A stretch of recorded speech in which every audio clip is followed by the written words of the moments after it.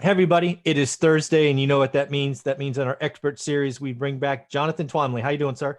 I'm doing great, Michael. I missed you last week for Thanksgiving, Yes. but I'm glad to be back. Well, thank you very much for that. I hope your family had a great time. We always do our first episode about the unemployment claims. We are lucky enough that Thursday it comes out. What are your thoughts? We can talk about last week and this week since we missed last week. Any initial thoughts?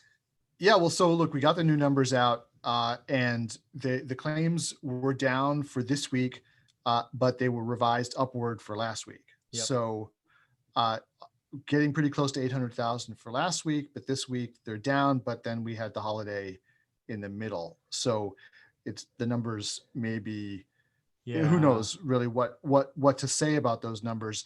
I mean, it's good numbers being down, that's good news, but it, you have to ask how good is the news really, given what we saw for the previous 2 weeks of numbers rising, and we know that COVID cases are going up. We know that lockdowns are being re-implemented. So I think this week's number really, we got to wait and see what Yeah. happens next week to make sense of it. But I mean, look, again, we're in this kind of bizarro world where we're happy about there only being 700,000 claims, and we are still not down to Yes.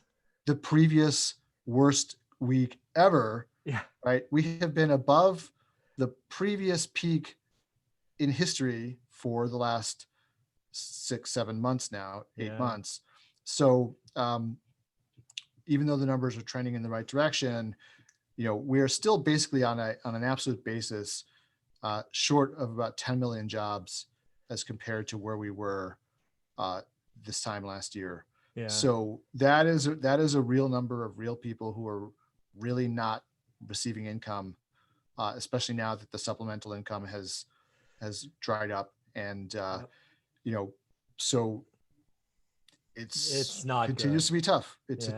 It's a tough world out there, and I think as you were fond of talking about the K-shaped recovery, Hmm. you know, most of us listening to this call are fortunate to be in that upward leg, Yep. and we're not really exposed to the downward leg, so it really feels fine for us. I mean, I think a Yeah. lot of people who are listening to this probably haven't really noticed much of a change other than that they are working from home, but they can't go out and do the stuff that they're used to doing, but economically they're not really suffering, and we're not, our immediate circles don't contain the people who are suffering, and so it's very easy to think everything is fine. um, but there's a lot of suffering happening out there, Yeah. and people need to be, I think, conscious of that. Yeah, I'm glad you brought that up.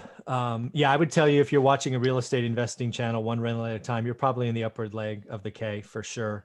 The other thing I would tell you that you probably are feeling is you're probably saving money, right? We are Yeah, saving money because we're not doing things. yeah, And most people's savings account or money market or whatever that is higher today than it was in February. The other thing is last week I saw the value, it was validation that we were going up, right?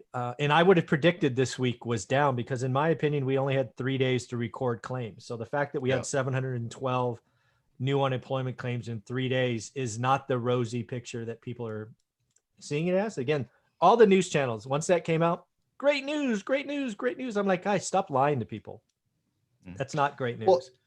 and frankly, and this is related to another sort of important thing that people should know about. It came out this week that the General Accounting Office, which is the arm of the federal government that audits the federal government, uh, came out and said, "Hey, we don't think that the stats on unemployment are accurate because there's been a huge, backlog of processing this record number of claims, and we don't think that the states are keeping up with it. Mm-hmm. So that they're probably under reflecting the real situation of unemployment out there. So Yeah. and I think that's probably, it's related to, it's not the same as, but it's related to the idea of there being a short week for For data sure. for Yeah. last week, and I'm sure that it's a short week, plus it's a week where a lot of people are taking an extra day or two for that they're scheduling their personal time off Exactly. that week. They're not in a lot of these governmental offices. They're probably closed, they're probably closed a half day anyway on Wednesday normally, Yeah. right? But a lot of people probably just take the whole week off or take that Wednesday off, just to, because they're getting ready for Thanksgiving.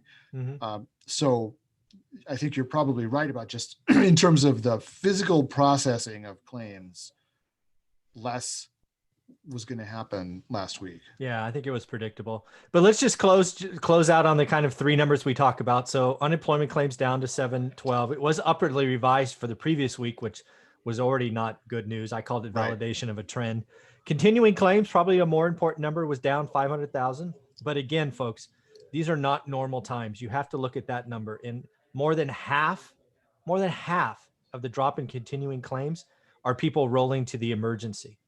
I think that is criminal that we are looking at falling claims and not realizing that more than 300,000 people can't get a job in 26 weeks enrolled to the 13-week emergency. And yet we're counting that as a drop. It's just crime. Right. And we also don't. Yeah, it's crazy because, I think the last time around in the Great Recession, when they extended the unemployment past 26 weeks, they just kept on counting it, right? Yes, they did, because it was the same. It was the same program. The same program. And now it's falling off and making it look artificially lower.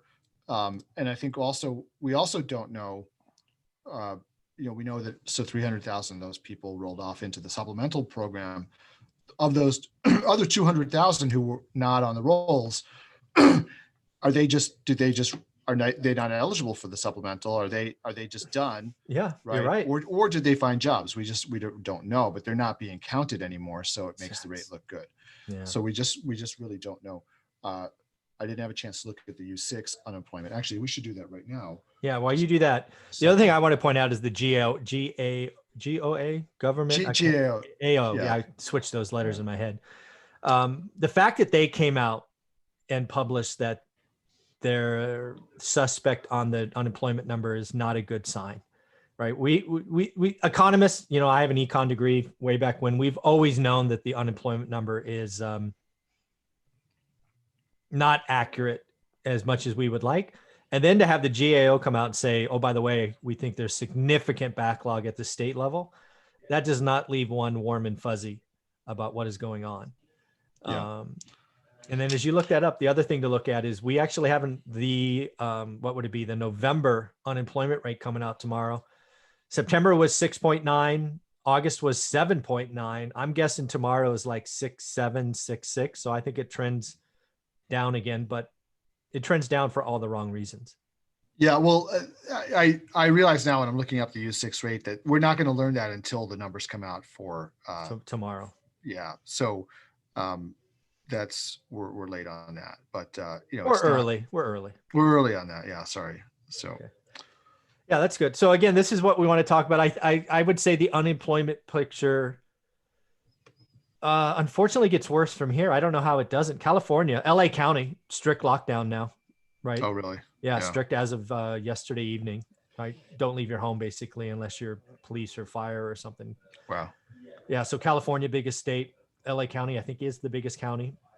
Yeah. I mean, San Francisco, Santa Clara right behind it. I'm sure Mr. Gavin Newsom's going to just lock the state down again.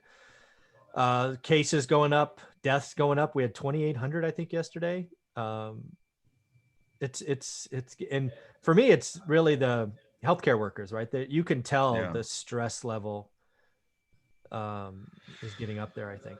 I mean, the real danger is the burnout among healthcare workers, right? Because they're going to start making tough like calls. Flies. Yeah, they're going to have to from the stress. Well, not just that, but I mean, they're going to start not being able to work. So they're going to lose it. Yeah. Totally. Yeah. And then you wind up having then it just spirals out of control because, and I think another thing that people don't think about, and this is something that we actually, we're getting a little off topic here, but over when we were in upstate New York last week, the kids are running around. They're out of Brooklyn. They're out of the small apartment. They're in this big house upstate, and they're running around like chickens bananas, cut off, going bananas. And and I had to sit the kids down and say, look, girls, if you keep on running, if you run around like this and you fall down the stairs and break a bone, right now the emergency rooms are packed with COVID patients, and you might not be able to get into the hospital, right? And I think Yeah. fortunately in upstate New York, it's relatively under control, but it's still like that's if you're in a state that's having a surge of cases, you know, it's not just like the COVID patients themselves. It's like you have a heart attack and now you go to an ER and you can't get a bed because it's full of COVID patients, right? It's that's interesting. Yeah. that's gonna be a problem. So yeah, the dark winter is here, folks. We're in it. There is light, but boy, it's dark. It's chilly. It's got full of cobwebs. It's not going to be a fun place for the next couple of months. Yep. Yeah. All right. Well, sure. Well, we'll leave it there on that sunny topic. And we'll bring up the next one, which is really cash management, what to do with your cash, which I think is going to be a lot of fun. Thanks, Jonathan. Sure. See you.